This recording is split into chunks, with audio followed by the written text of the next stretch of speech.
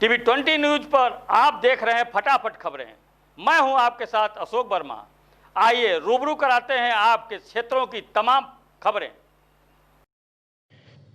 आबादी की जमीन कब्जा किए जाने पर अधिवक्ता दीवानी अभिभाषक संघ के प्रांगण में धरने पर बैठा है। विपक्षियों द्वारा आबादी की जमीन पर कब्जा किए जाने को लेकर दीवानी न्यायालय के एक अधिवक्ता श्यामजी मिश्र पुत्र स्वर्गीय राम समारोह मिश्र ग्राम चकदीना खां थाना सिधारी दीवानी अभिभाषक संघ के प्रांगण में धरने पर बैठे हैं। जिसके संबंध में पत्रकारों से हुई बातचीत में श्यामजी मिश्रा ने बताया कि हमारी आबादी की जमीन पर पाटीदारों द्वारा अवैध रूप से कब्जा किया गया है, जिसके संबंध में थाना अध्यक्ष सिधारी को लिखित प्रार्थना पत्र 31 अक्टूबर 2020 को दिया, लेकिन कोई कार्रवाई नहीं हुई। इसके बाद हमने एसडीएम सदर एसपी आजमगढ़ को प्रार्थना पत्र दिया, लेकिन कोई कार्रवाई नहीं हुई। श्री मिश्र ने कहा, यदि मेरे साथ कोई घटना घटित होती है तो उसकी पूरी जिम्मेदारी प्रशासन की होगी। क्या कुछ कहा श्यामजी मिश्र अधिवक्ता दीवानी न्यायालय ने, आपको सुनवाते हैं। भाई क्या नाम है आपका? मेरा नाम श्यामजी मिश्र है। थाना? मेरा थाना सिधारी है। ग्राम चकदीना खां। क्या करते हैं आप? मैं पेशे से अधिवक्ता हूँ। अच्छा, आज आप किन मांगों को लेकर यहाँ दीवानी न्यायालय परिसर में धरने पर बैठे? हाँ, हमारे मौके की ज़मीन, आबादी की ज़मीन है जिस पर जो हमारा कब्जा रहा है, और उसी ज़मीन को जो है हमारे पटीदार हैं राम दुलारे, गायत्री उनकी पत्नी हैं, उनके लड़के हैं अनिल, सुनील, और वो सब उनके जो है एक होकर के अशोक हैं, अशोक मिश्रा हैं, ये सब लोग मिल करके हमारी ज़मीन पर कब्जा कर रहे हैं और हमको धमका रहे हैं कि जान से मार डालेंगे अगर इधर आए। रास्ता भी हमारा रोक के बैठे हैं, रास्ता भी हमको आने जाने के नहीं दे रहे हैं। आप थाने पे गए थे? हाँ, यशो सिधारी ने कहा कि यशो सिधारी साहब ने कहा, वो कहे कि ज़मीनी मामला में हम कुछ नहीं कर सकते, इस तरह से कहा पहले।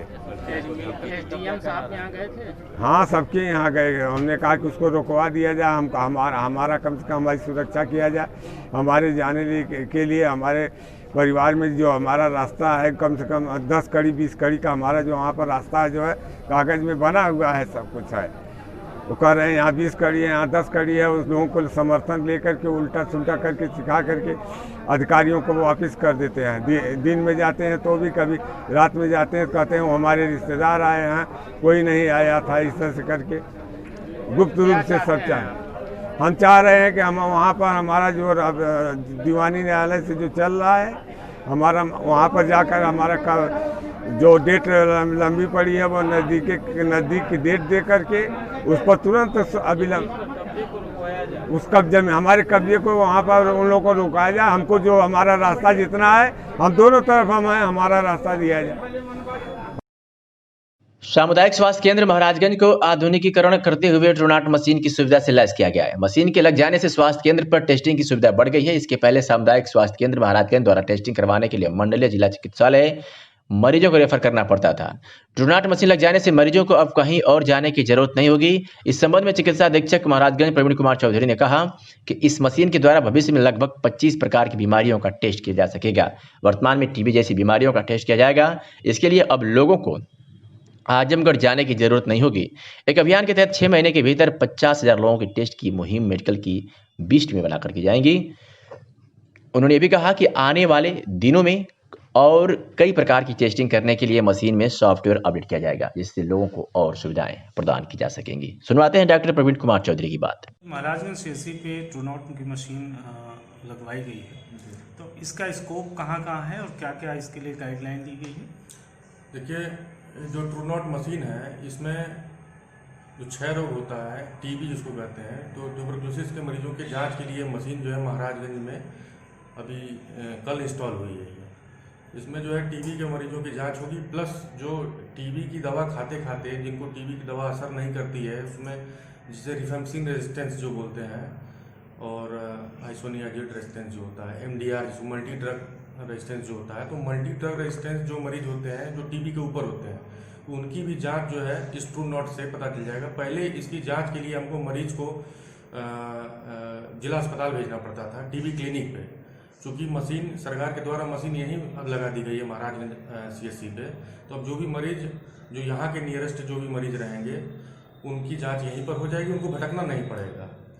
और इसके साथ साथ ये कहूँगा कि अभी सरकार के द्वारा और स्वास्थ्य टीम जो है 1 तारीख से एक टीबी खोजी अभियान ACF प्रोग्राम जो कहते हैं वो चल रहा है। वो उस प्रोग्राम के तहत हमको 50,000 की जो जनसंख्या है महाराजगंज में उसको हमको कवर करना है। उसमें हम अस्पताल में 20 टीमें बनाई गई हैं जो एरिया वाइज क्षेत्र वाइज जो है वो मरीजों को खोज के यहाँ पे बलगम की जांच यहाँ पे उनकी करवाएंगी। तो अभी तक जो है 12 लोगों की जांच जो है यहाँ पे बलगम की हुई है, जिसमें 2 लोग जो है पॉजिटिव पाए गए हैं, प्लस 1 मरीज जो है ये ट्रू नॉट से भी पॉजिटिव आया है, टीबी का मरीज। इससे ये सर ट्रू नॉट से सिर्फ टीबी की ही जांच होगी या भविष्य में कुछ और इसका स्कोप बढ़ाया जाएगा? देखिए, ट्रू नॉट से 24-25 बीमारियों की जांच होती है। चूँकि यहाँ पर जो मशीन इंस्टॉल हुई है उसमें सॉफ्टवेयर जो है अभी टीबी का ही इंस्टॉल किया गया है। अगर भविष्य में जो है और भी सॉफ्टवेयर इसमें इंस्टॉल हो जाता है तो ट्रू नॉट से और भी जो 25 बीमारियां हैं, जैसे कि आपका कोरोना भी है, आपका चिकनगुनिया है, और भी संबंधित सारी बीमारियों की जांच यहाँ पे हो जाएगी।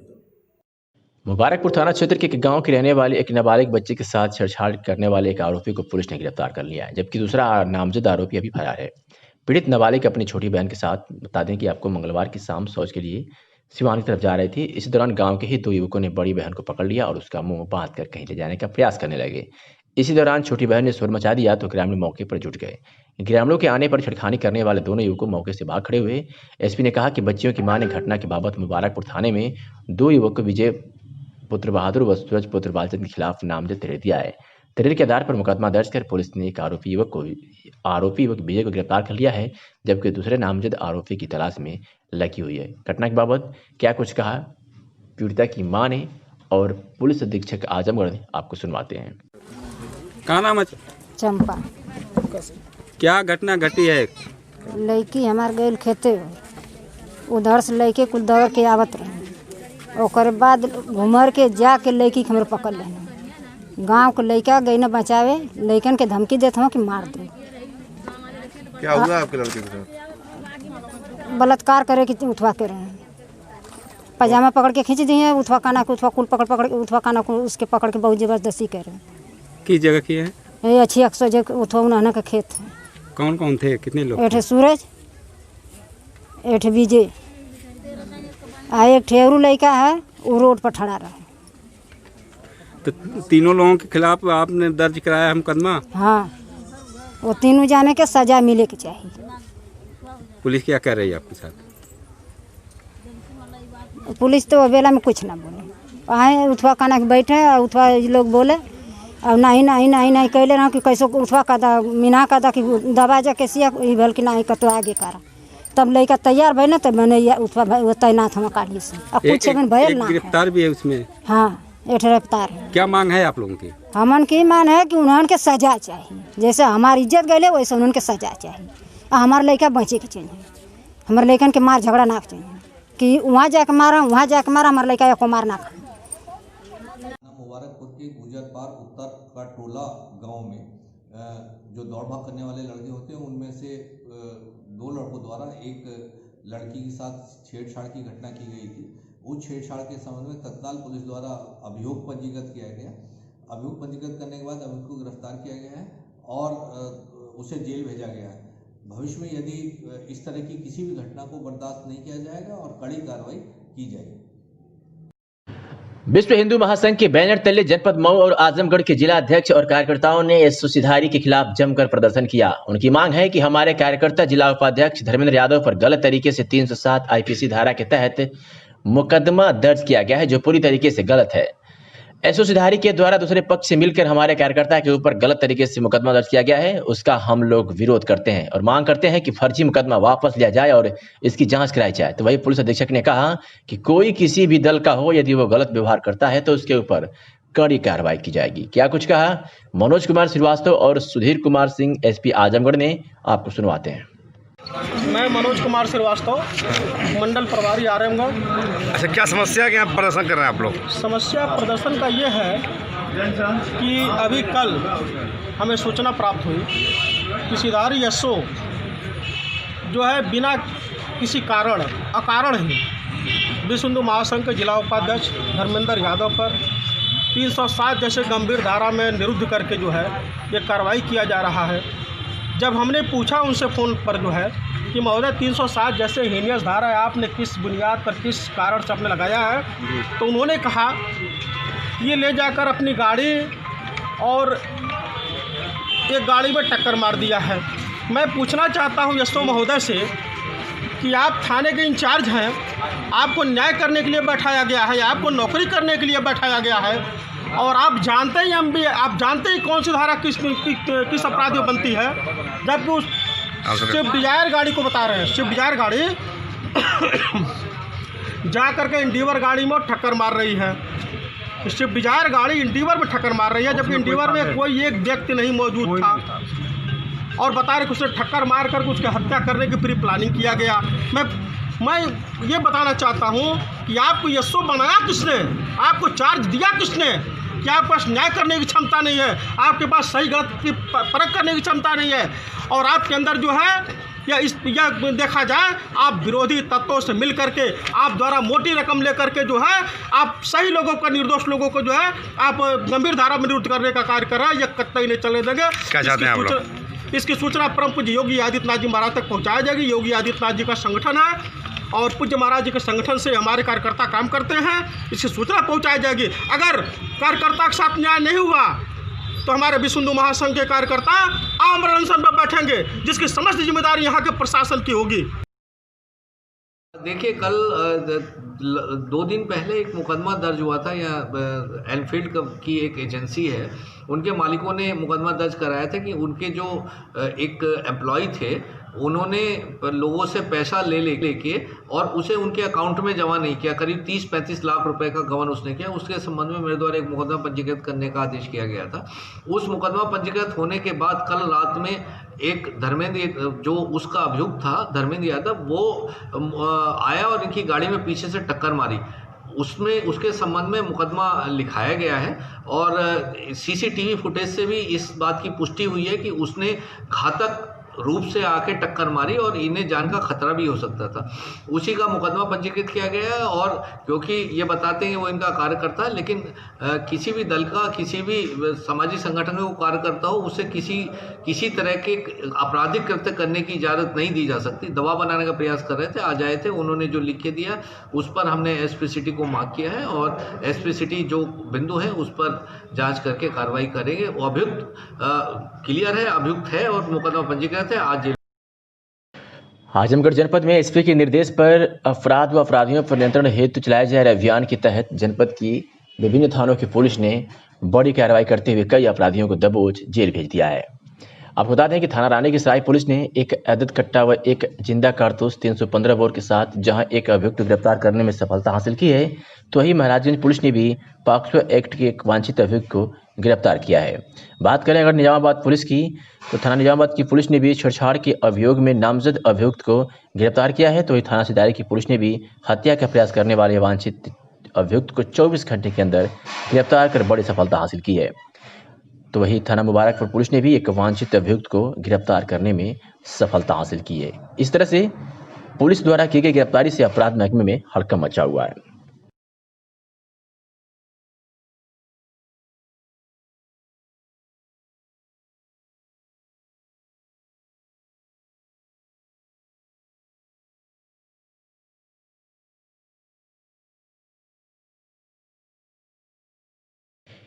किन्नरों के क्षेत्र बंटवारे का विवाद दोबारा एसपी दरबार पहुंचा, जहां पुलिस अधीक्षक ने दोनों पक्षों की बात सुनी और एरिया बंटवारे के निस्तारण को लेकर निर्देश देते हुए आपस में ही बैठकर फैसला लेने का निर्णय लिया गया।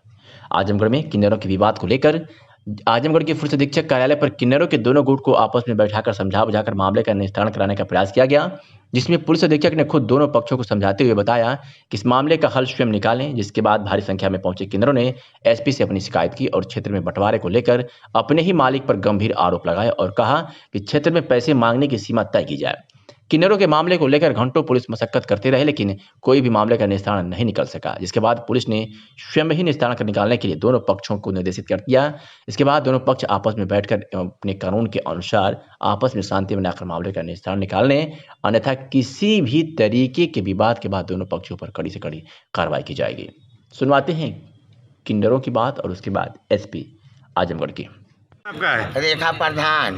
अच्छा, क्या समस्या थी आप लोग को? समस्या जजमानी का है। अच्छा, तो क्या जजमानी में ये लोग कहते हैं कि हमको पूरी जजमानी दे दीजिए, आप भाग जाइए। तो हम कहा कि नहीं, ऐसा ना करिए, हम बुढ़ापा में कहाँ जाएंगे, हम भी खाएंगे कमाएंगे, तुम भी खाओ कमा दो रोटी। आज क्या फाइनल हुआ है? आज फाइनल ये हुआ कि हमारे साहब बोले हैं कि आप लोग आप जाइए, अपने में फैसला कर लीजिएगा। अच्छा। और किन्नर का फैसला किन्नर लोग करते हैं। अच्छा। और आगे लड़ाई झगड़ा करिएगा तो आप लोग को जेल में भेजेंगे। मेरा नाम गुड़िया किन्नर है, मैं आजमगढ़ की हूँ। और आज क्या फैसला आप लोगों ने लिया? फैसला हुआ है कि हमारे किन्नर समाज में बातें हो जाएगी। हमारे में एक जैसे एक कानून है, तो हमारे किन्नर समाज में भी एक कानून है, उसको हम लोग रख के हम लोग दो बात बैठ के आराम से हो जाएगी। ठीक है ना, 5 दिन का समय दिया। सहमत है ना आप लोग? हाँ, बात ये है इलाकों के लिए है। अब सहमत हो गया? अगर वो सहमत होगी तब हम लोग सहमत होंगे, उसके नहीं तो हम लोग मांगते हैं।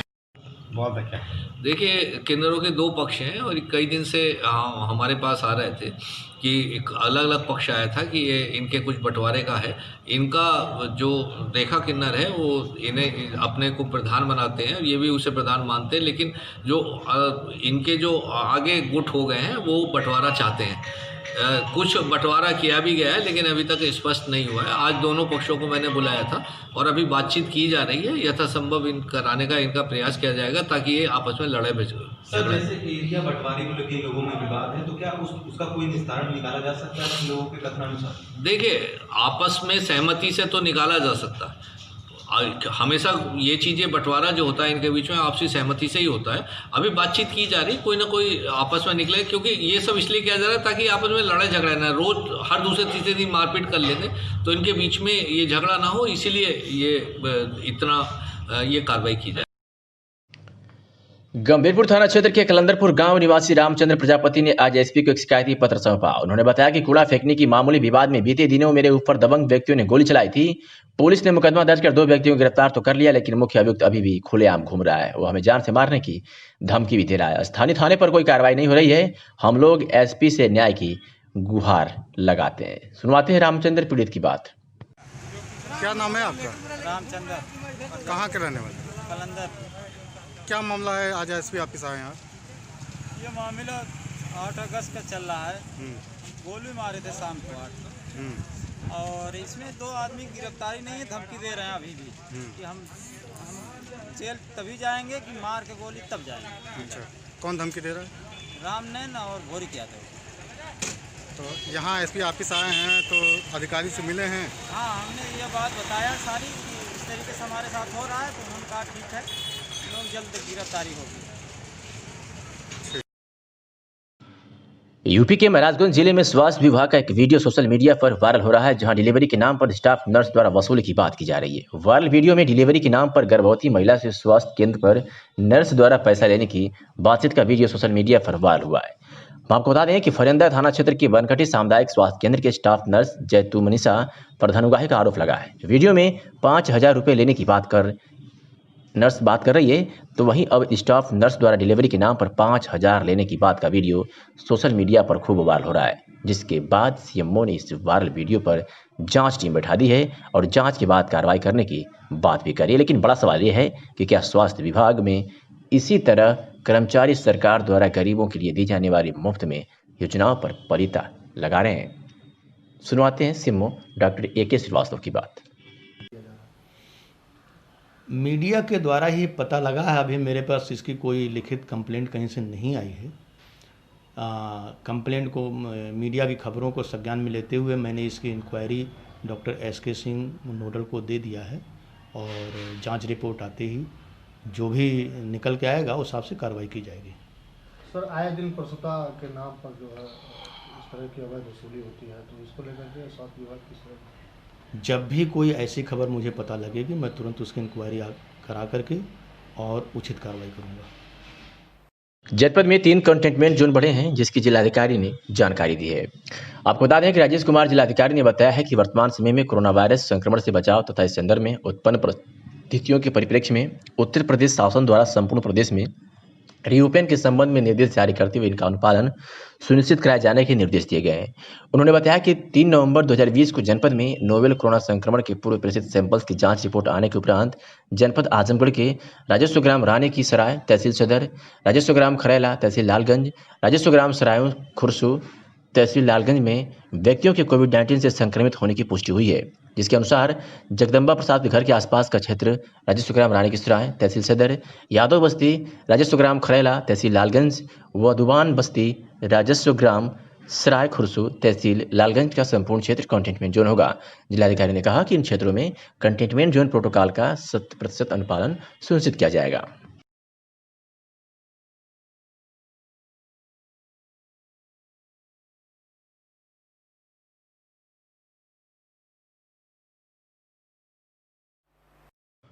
जयकारे के बीच दुर्गा प्रतिमाओं का विसर्जन डीजे की धुन पर प्रतिमाओं संग निकली शोभा यात्रा। यह खबर अतरौलिया से है, जहां बता दें कि इस बार शरद पूर्णिमा को लगने वाली 3 दिवसीय मेला कोरोना काल में काफी फीका रहा। मंगलवार देर शाम को धूमधाम के साथ मां दुर्गा की प्रतिमाओं का विसर्जन किया गया। कोरोना काल में दुर्गा प्रतिमाओं के पंडाल की संख्या बहुत कम रही। इसके बाद भी छोटे आकार में स्थापित दुर्गा प्रतिमाओं का विसर्जन नजदीक की छोटी बड़ी नदियों में जयकारे के साथ विसर्जित किया गया। इस दौरान पुलिस प्रशासन की ओर से सुरक्षा के पुख्ता इंतजाम किए गए थे। थाना प्रभारी दिनेश कुमार यादव मई हमराइयों ने बराबर भ्रमण कर विसर्जन की स्थिति का जायजा लेते रहे। शनिवार, रविवार और सोमवार को गलत लगने वाला मेला सोमवार को ही संपन्न हो गया तथा मंगलवार को देर शाम तक दुर्गा प्रतिमा का विसर्जन बड़ी धूमधाम से किया गया। जयकारे तथा डीजे के बीच अगले वर्ष फिर आशीर्वाद देने का अनुरोध भी किया गया। लखीमपुर खीरी में दर्जनों पत्रकारों ने अर्नव के पक्ष में उप जिलाधिकारी को ज्ञापन दिया है और कहा है कि यदि अर्नव के साथ इंसाफ नहीं हुआ तो जन आंदोलन होगा। आपको बता दें कि लखीमपुर खीरी में दर्जनों पत्रकार Arnav Goswami editor in chief Republic Bharat के पक्ष में सड़कों पर उतर गए हैं और उप जिलाधिकारी गोला को महामहिम राष्ट्रपति को संबोधित ज्ञापन दिया है। पत्रकारों ने कहा है कि यह लोकतंत्र के चौथे स्तंभ की हत्या है। यदि अर्नव के साथ इंसाफ न हुआ तो जन आंदोलन होगा और लोकतंत्र के चौथे स्तंभ के साथ अन्याय बर्दाश्त नहीं किया जाएगा। क्या कुछ कहा पत्रकारों ने, सुनवाते हैं आपको। कि आपको कैसा लगा ये जो मुंबई में घटना हुई है अर्नब गोस्वामी जी के साथ में, ये एक निंदनीय है। ये लोकतंत्र के चौथे स्तंभ की हत्या है और हम लोगों ने ज्ञापन दिया है एसडीएम साहब को, राष्ट्रपति महोदय को संबोधित करते हुए। यदि इन लोगों ने न्याय नहीं किया तो एक ये जन आंदोलन बन जाएगा। इसलिए महाराष्ट्र सरकार को भी सोचना चाहिए कि जो भी अन्याय हो रहा है मीडिया के साथ में उसको रोका जाए और अन्याय न किया जाए। मिश्रा आलोक जी, ये जो घटना हुई है मुंबई में अर्नब गोस्वामी जी के साथ में, इस पे आप क्या कहना चाहेंगे? जो अर्नब गोस्वामी के साथ में जो घटना हुई है ये बिल्कुल गलत घटना है और इसमें जो है मीडिया जगत के लिए जो है सबसे नुकसानदायक है और इसमें जो है एक बार सरकार को भी इस पे गंभीरता से ध्यान देना चाहिए और जो है इस पे जो गलत तरीके से अनुभव को फंसाया जा रहा है वो बिल्कुल गलत है। उस पर गंभीरता से ध्यान देनी चाहिए उनको। Thank you. नरौली स्थित रामा हॉस्पिटल में स्थापित हुआ जनपद का पहला प्राइवेट ब्लड बैंक बिहार के राज्यपाल फागू चौहान ने फीता काटकर उद्घाटन किया है। आपको बता दें कि नरौली क्षेत्र स्थित जनपद के प्रतिष्ठित हॉस्पिटल रमा हॉस्पिटल एवं ट्रामा सेंटर में जनपद का पहला प्राइवेट ब्लड बैंक स्थापित हुआ है, जिसका उद्घाटन बिहार के राज्यपाल फागू चौहान ने फीता काट व दीप प्रज्वलन कर किया है। इस दौरान उन्होंने कहा कि खून की वजह से लोगों की जान चली जाती है। रमा हॉस्पिटल की यह पहल सराहनीय है। क्या कुछ कहा डॉक्टर अमित सिंह ने और फागू चौहान ने, हम दोनों की बारी बारी बात आपको सुनवाते हैं। आज 4/11/2020 को महामहिम राज्यपाल श्री फागू चौहान जी द्वारा रमा ब्लड एवं कंपोनेंट सेंटर का उद्घाटन हुआ है और ये आजमगढ़ का पहला किसी प्राइवेट हॉस्पिटल का ब्लड बैंक है और इस ब्लड बैंक में सभी कंपोनेंट भी मिलेंगे। कंपोनेंट का मतलब कि होल ब्लड तो मिलेगा ही, पैक्ड आरबीसी, प्लेटलेट और जो प्लाज्मा होता है वो सब भी मिलेगा। और इस अवसर पे जो मेरे पिताजी हैं श्री शत्रुघ्न सिंह और महामहिम राज्यपाल श्री फागू चौहान जी ने आए। पहले फीता काटा गया, फिर दीप प्रज्वलन का कार्यक्रम हुआ, उसके बाद शिलापट का जो गया, फिर दीप प्रज्वलन का कार्यक्रम हुआ, उसके बाद शिलापट का जो उद्घाटन होता है उसका कार्यक्रम हुआ। क्या विशेषता यहाँ पे क्या है कि अब बहुत सी ऐसे ब्लड ग्रुप होते हैं जो सदर अस्पताल में ओवरलोड की वजह से नहीं मिल पाते हैं। अब हमारे पास एडिशनल वो होने से, क्योंकि आजमगढ़ 60 से 70 लाख जनसंख्या का शहर है, तो एक ओवरऑल अवेलेबिलिटी जो है शहर में अब बढ़ जाएगी ब्लड की। और इस अवसर पे बस मैं सभी अपने जो मीडिया के बंधु हैं उनको बहुत बहुत धन्यवाद देना चाहूँगा, और उनके थ्रू मैं ये संदेश देना चाहूँगा कि आइए हम सब मिलके ज़्यादा से ज़्यादा रक्तदान करें, क्योंकि रक्त का कोई और अल्टरनेटिव नहीं है, और हमारा एक बोतल रक्त 3 लोगों के काम आ सकता है। तो सभी अपने मीडिया बंधुओं का बहुत बहुत धन्यवाद करते हुए कि आप लोगों ने अपना कीमती समय हमें दिया और इस चीज़ को जन जन तक आप पहुंचाएं कि रक्तदान जीवन दान है। और बस इन्हीं के साथ मैं आप सबका बहुत बहुत धन्यवाद ज्ञापन करता हूँ। हम 400 तक ब्लड आराम से रख सकते हैं, 400 ब्लड, 400 प्लेटलेट और लगभग 1000 फ्लैश फ्रोजन प्लाज्मा हम एक साथ रख सकते हैं। क्या क्या व्यवस्थाएं हैं जांच की और क्या क्या चीज़ें की? कोई भी जब ब्लड देने के लिए मरीज आता है तो पहले उसकी जितने भी रक्त से संबंधित बहुत सी बीमारियां होती हैं जो रक्त के द्वारा फैलती हैं, तो पहले उनकी जांच की जाती है कि ऐसी कोई बीमारी तो है नहीं। फिर वो रक्त उनका निकाला जाता है और अगर ज़रूरत होती है, अगर सेम ब्लड ग्रुप का है तो उन्हीं का रक्त दे दिया जाता है, अगर नहीं है तो जो अवेलेबल ब्लड है वो हम दे देते हैं। और मैं ये भी कहना चाहूँगा कि स्वेच्छा से भी सब लोग यहाँ पे ब्लड डोनेशन कर सकते हैं।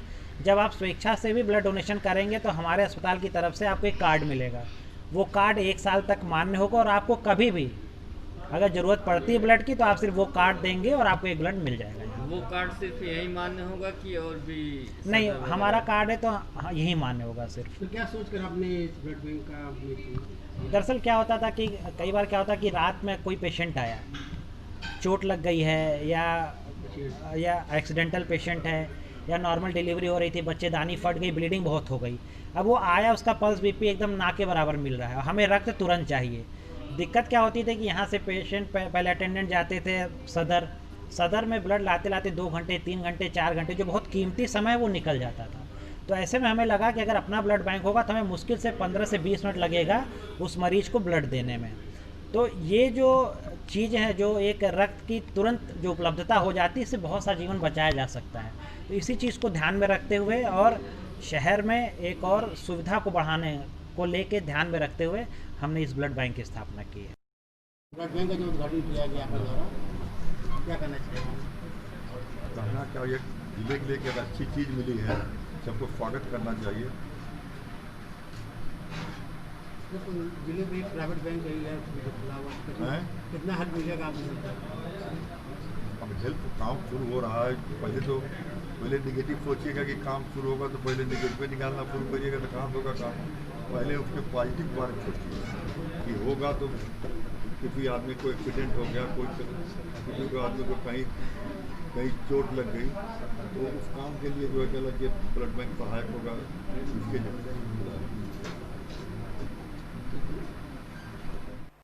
बिहार के मधुबनी जिले के बेनीपट्टी विधानसभा में भारतीय जनता पार्टी आजमगढ़ से एमपी का चुनाव लड़ रहे भोजपुरी सुपरस्टार दिनेश लाल निरहुआ और केंद्रीय स्वास्थ्य राज्य मंत्री अश्विनी कुमार चौबे ने विधानसभा के प्रत्याशी विनोद नारायण झा के पक्ष में एक विशाल जनसभा को संबोधित किया।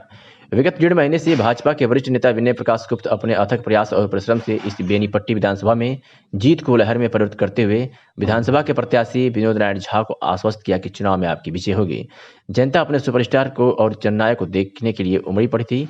सारे प्रशासनिक अमले फेल हो गए। जनता की उत्साहित भीड़ अपने इस नेता के विजय विश्वास पताका को लहरा रही थी। बता दें कि इसके एक दिन पहले बिहार के मुख्यमंत्री नीतीश कुमार और नित्यानंद राय भारत सरकार के राज्य मंत्री ने जनसभा को संबोधित किया था। गांव में बिजली का तार दौड़ गई, हम कहला रंगीना गाँव गाँव बिजली का तार दौड़ाएंगे, तो ये किसने किया? एनडीए की सरकार ने किया। गांव गांव में सड़क पहुंच गई, किसने किया? एनडीए की सरकार ने किया। ये समता ममता और क्षमता की सरकार है। समता क्या है? सबके लिए काम करना, सबके विकास के लिए काम करना, सबका साथ होना, सबका साथ होना ये समता है। ममता सबके लिए काम करना, सबके विकास के लिए काम करना ये ममता है। और क्षमता क्या है? क्षमता है कि अगर जरूरत पड़े तो पाकिस्तान में भी अगर घुस के मारना हो, क्योंकि ये भारत की क्षमता है। मित्रों, हमने बहुत बर्दाश्त किया, अब बर्दाश्त नहीं करेंगे। युवा शक्ति हमारे साथ है। पुलिस अधीक्षक सुधीर कुमार सिंह द्वारा दिए गए निर्देश के क्रम में अपर पुलिस अधीक्षक ग्रामीण और सगड़ी के कुशल नेतृत्व में प्रभारी निरीक्षक गजानन चौबे द्वारा पेंडिंग व वांछित अभियुक्तों की गिरफ्तारी हेतु क्षेत्र में तलाश तेज कर अपराधियों पर नकेल कसने की मुहिम तेज कर दिया है। इसी क्रम में मुखबिर की खास सूचना प्राप्त हुई कि पॉक्सो एक्ट के संबंधित आरोपी अजीत, जो कि 4 वर्षीय लड़की के साथ दुष्कर्म का आरोपी है, अपने घर पर मौजूद है। प्रभारी निरीक्षक उप निरीक्षक मई हमराही कर्मचारी आरोपी के घर पहुंचे और घेर कर कानूनी कार्रवाई करते हुए पकड़कर जेल भेज दिया। तो एक और पॉक्सो एक्ट का आरोपी अशफाक, नाबालिग लड़की उम्र 6 वर्ष को छत पर ले जाकर गलत काम करने का प्रयास करने में वांछित अपराधी की गिरफ्तारी कर जेल भेज दिया।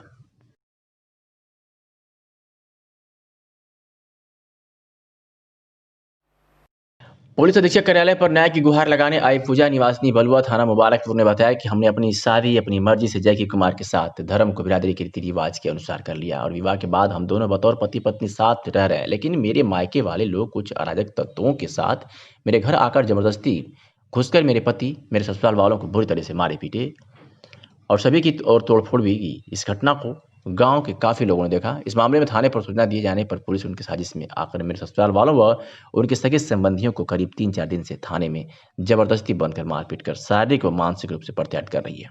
पीड़िता पूजा ने पुलिस अधीक्षक से ज्ञापन के माध्यम से मांग किया है कि ससुराल जनों व उनके रिश्तेदारों को छोड़ने व उनके विरुद्ध कानूनी कार्रवाई करने हेतु थाना मुबारकपुर को आदेशित किया जाए। मैं किसी भी दशा में अपने पति के साथ रहना चाहती हूँ। पुलिस अधीक्षक ने मामले को संज्ञान में लेते हुए थाना अध्यक्ष मुबारकपुर को उचित कार्रवाई किए जाने की तो निर्देशित किया है। सुनवाते हैं पीड़िता की बात। ग्राम बलुआ, थाना बलुआपुर, अरे थाना मुबारकपुर। तो क्या मामला आज आप आई हैं इसके साथ में? हम अपने से भाग कर शादी किए हैं, माए बाप नहीं राजी थे, अपनी मर्जी से आकर किए हैं भाग कर। वो लोग बुला रहे हैं, मार देंगे, हम वहाँ पर नहीं जाएंगे, अपने पति के साथ रहेंगे। हम कभी भी जाएंगे तो अपने पति के साथ जाएंगे, माए बाप के यहाँ नहीं जाएंगे, अपनी मर्जी से किए हैं। कितना साल तुम्हारा? 21 साल है। कहाँ शादी की थी तुम? हाँ, कहाँ शादी की थी तुम? हमारा कोर्ट मैरिज हुआ है। कहाँ पे? हाँ, कहाँ पे? कौन से कोर्ट में हुआ? आजमगढ़ कहीं? नहीं, मऊ में हुआ है। क्या गुहार लगाना चाहती हो कप्तान साहब से? यही कि हम अपने पति के साथ रहेंगे और जोर जबरदस्ती कोई करेगा तो मैं मर जाऊंगी, जहर खाकर माए बाप के नहीं जाऊंगी। क्या कर रहे हैं आप? हमारे ससुर को, सास को वो लोग 2-3 दिन से पकड़ कर बंद किए हुए, खाना वाना नहीं खिला रहे हैं, ले जाने भी नहीं दे रहे हैं, घर द्वार सब तोड़ दिए हैं लोग। हम जब भी जाऊंगी अपने पति के साथ जाऊंगी जहाँ पर गए। क्या नाम है आपके पति का? जयकी। क्या कर रहे हैं? कौन? आपके मायके वाले क्या कर रहे हैं? वो लोग मार देंगे, हम वहाँ पर नहीं जाएंगे। वो लोग ज़बरदस्ती शादी कर रहे थे, हम भागकर अपनी मर्जी से शादी कर लें। थाने पे गए थे? थाने पे हम? हाँ। नहीं, थाने पर नहीं है। और ये बड़ी खबर आ रही है महाराष्ट्र के रायगढ़ से, जहां रिपब्लिक टीवी के संपादक अर्नब गोस्वामी की गिरफ्तारी से पूरे देश में चर्चाओं का बाजार गर्म है और प्रतिक्रियाएं आनी शुरू हो गई है। रिपब्लिक टीवी के संपादक अर्नब गोस्वामी ने कहा है कि अलीबाग पुलिस ने स्टेशन लाते समय मुझे मारा है। अलीबाग कोर्ट से बाहर निकलते हुए अर्नब ने चोट के निशान भी मीडिया को दिखाए हैं। केंद्रीय मंत्री रविशंकर प्रसाद ने कहा है कि आज प्रेस की आज़ादी पर हमला हुआ है, आपातकाल की याद ताज़ा हुई है। अर्नब के वकील ने कहा कि उनके हाथ पर चोट आई है। अर्नब ने भारत के नागरिकों से इस मामले में उनका समर्थन करने की अपील की है। तो वहीं जेपी नड्डा बीजेपी के राष्ट्रीय अध्यक्ष ने कहा कि अर्नब गोस्वामी को गिरफ्तार करना यह बताता है कि कांग्रेस और महाराष्ट्र सरकार की मानसिकता किस तरीके से प्रजातंत्र का गला घोटने के लिए उतारू है। मैं इसकी घोर निंदा करता हूं और यह पत्रकारिता प्रजातंत्र पर भारी आघात है, जिसके बारे में भारत की जनता को आगे आना चाहिए। तो मध्य प्रदेश के मुख्यमंत्री शिवराज सिंह चौहान का कहना है कि महाराष्ट्र में अभिव्यक्ति की स्वतंत्रता कुचल दी गई है। कांग्रेस के इशारे पर अर्नब गोस्वामी पर ये बर्बर कार्रवाई की गई है। लोकतंत्र को कुचलने और अभिव्यक्ति की स्वतंत्रता को रौंदने का कांग्रेस और महाराष्ट्र सरकार ने प्रयास किया है और ये सफल नहीं होगा।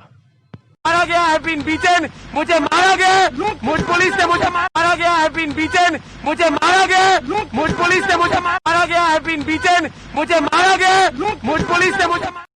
आजमगढ़ के फूलपुर से खबर है, जहां अर्नब गोस्वामी की गिरफ्तारी को लेकर आज पूरे देश में लोग आक्रोशित हैं। हर जगह लोग महाराष्ट्र सरकार के खिलाफ आक्रोशित हैं। घटना से आजमगढ़ में भी पत्रकारों व सामाजिक राजनीतिक लोगों में भी आक्रोश देखने को मिल रहा है। अखिल भारतीय विद्यार्थी परिषद के नेतृत्व में अर्नब गोस्वामी की गिरफ्तारी के विरोध में उद्धव ठाकरे का पुतला जलाया गया। महाराष्ट्र सरकार को भंग कर राष्ट्रपति शासन की मांग की गई।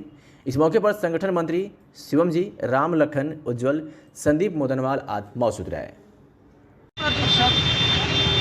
अखिल भारतीय विद्यार्थी परिषद नगर इकाई फूलपुर द्वारा आज हम लोगों ने यहाँ पर महाराष्ट्र के मुख्यमंत्री उद्धव ठाकरे का पुतला फूंक करके लोकतंत्र के चौथे स्तंभ पत्रकार अर्नब गोस्वामी के साथ जिस प्रकार की बर्बरतापूर्वक अराजकता फैलाया गया है, जिस प्रकार उनके साथ गलत कृत्य किया गया है, मैं उसकी निंदा करता हूँ और मैं केंद्र सरकार से मांग करता हूँ और मैं राष्ट्रपति महोदय से मांग करता हूँ कि महाराष्ट्र सरकार को तत्काल बर्खास्त कर महाराष्ट्र में राष्ट्रपति शासन लगाया जाए। धन्यवाद।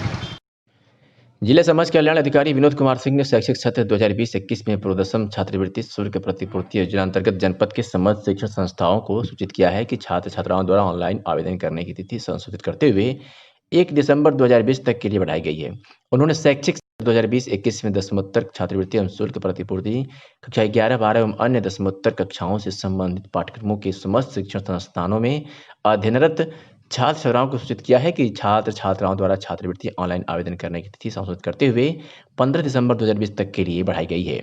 जिला समाज कल्याण अधिकारी ने कक्षा 11-12 एवं दसमोत्तर छात्रवृत्ति शुल्क प्रतिपूर्ति योजना अंतर्गत अपने स्तर से संस्था में अध्ययनरत छात्र छात्राओं को सूचित करते हुए सभी छात्रों का छात्रवृत्ति ऑनलाइन आवेदन शासन द्वारा निर्धारित संशोधित तिथि 15 दिसंबर 2020 से पूर्व आवेदन पूर्ण कराना सुनिश्चित करें, अन्यथा की स्थिति में संबंधित संस्था पूर्णतः उत्तरदायी होगी।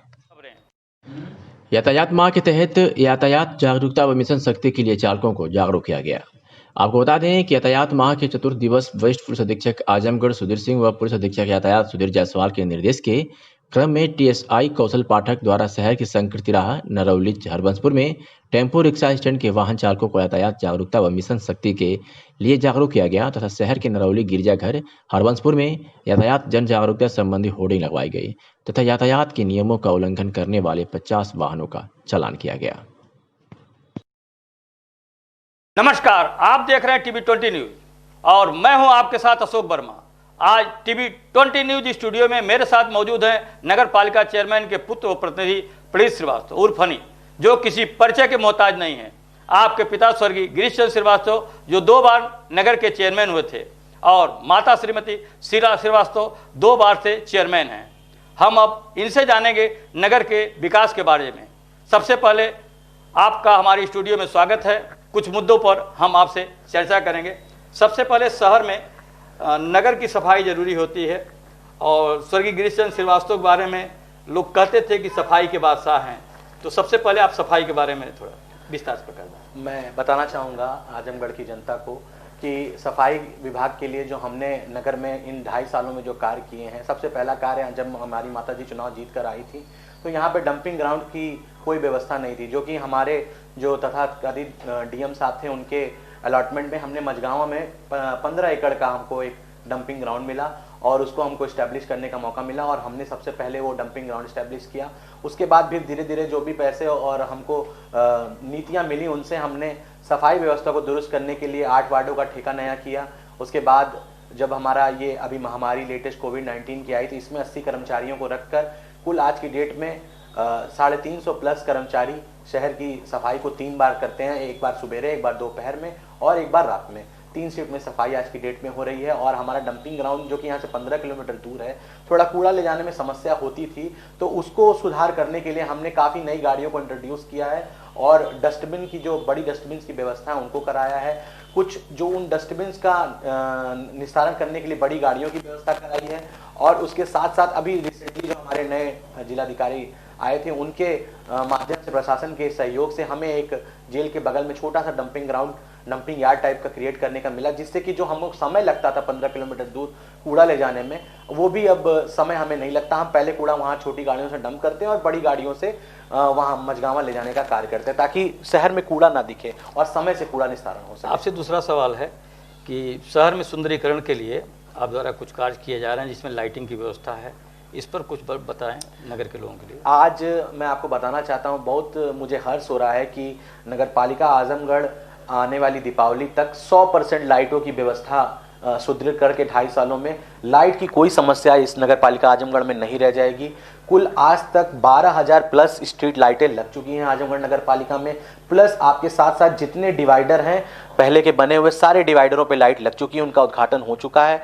बाकी उसके बाद आपने देखा होगा कि जब इसके पहले कुंभ मेला था तो उस वक्त हमें मिली थी पीली लाइट की हाई मास्क मिली थी। उन सारे हाई मास्कों को, कुल 40 हाई मास्क थे, 40 हाई मास्क को आज हम सफ़ेद लाइट LED में कन्वर्ट करा चुके हैं। जो छोटे हाई मास्क स्वर्गीय गिरीश चंद्र श्रीवास्तव के कार्यकाल में लगे थे, अब हमारा नंबर है कि हम उन हाई मास्कों को भी कन्वर्ट करें और आगे आने वाले समय में कुल 60 हाई मास्क हम सोलर लाइट के लगाने जा रहे हैं, प्लस 400 खंबे जो हैं सोलर लाइट के लगने जा रहे हैं, ताकि मतलब शहर में और लाइटें दिखें और खूबसूरत लाइट की व्यवस्था हो सके। जैसे जलकल की बात होती है, पानी की बात होती है, पानी सबके लिए बहुत ज़रूरी है, इस पर आप क्या कर रहे हैं? जलकल के लिए भी मैं बहुत मतलब हर्ष और उल्लास से पब्लिक को ये कहना चाहता हूँ, बताना चाहता हूँ कि आज की डेट में जलकल की भी जो समस्या है 85% से अबव पूरी तरीके से सॉल्व है। शहर में कहीं भी पानी की समस्या नहीं है आज की डेट में।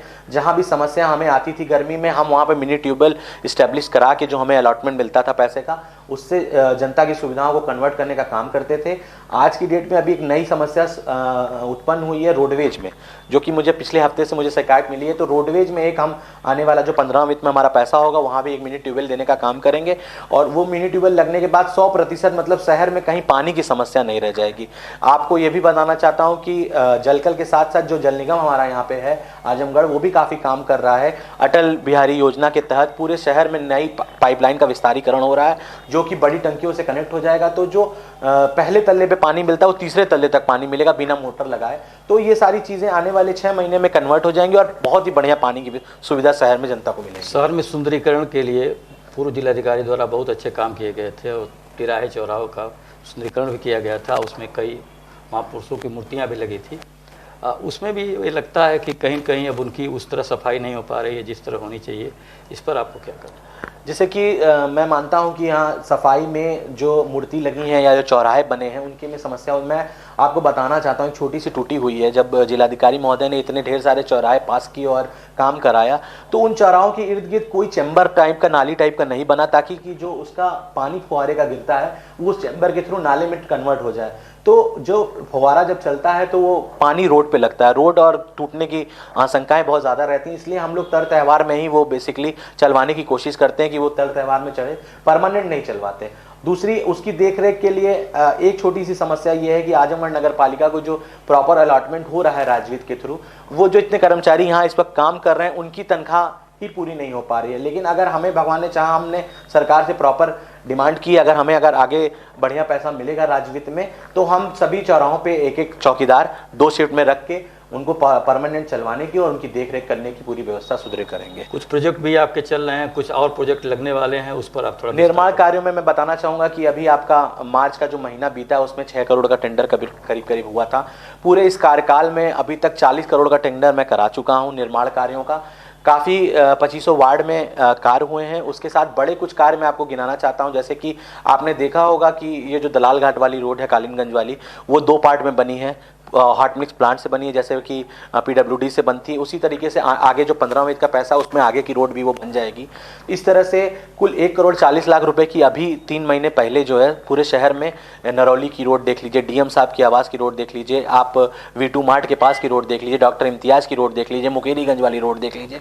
ये सारी रोडें जो हैं अभी रिसेंटली 2 महीने पहले आपकी हॉट मिक्स प्लांट से बनी, ताकि वो सालों साल तक टूटे ना। और मेरा यही प्लान है कि आने वाले 1 साल के अंदर, यानी कि जब 3.5 साल कंप्लीट होगा, तब तक जितनी भी ये पिच की रोडें हैं वो शहर की 100% कंप्लीट करा के पिच रोडों का कोई काम नहीं रह जाएगा। दूसरा, इंटरलॉकिंग कार्यों में आपने देखा होगा हमारे यहाँ शिवकांत द्विवेदी जी यहाँ जब डीएम साहब थे तो उनका एक सपना था कि ये बंधे के जो नरौली वाला जो बंधा है वो पूरा बन जाए। 2 पार्ट में वो 60 लाख रुपए का बंधा पूरा आज की डेट में कंप्लीट हो चुका है और उस पर लोग आज की डेट में सवेरे टहल रहे हैं और वो रबड़ मोल्डिंग से बना हुआ है। काफ़ी अच्छा प्रोजेक्ट है। अगर हमारे साथ डीएम साहब रहते तो और भी अच्छा वो खिल के आता, लेकिन हमारे जिम्मे जो नगर पालिका जिम्मे काम था वो आज की डेट में कंप्लीट हो चुका है।